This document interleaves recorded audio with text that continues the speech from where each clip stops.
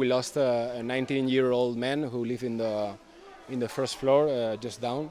And we have a mechanic here who was saved that said he was hearing help, help, help and knocking on the door, but we couldn't hear anything, and it was completely flooded. The next morning, some local policemen and myself, we destroyed the gates and we found the man drowned.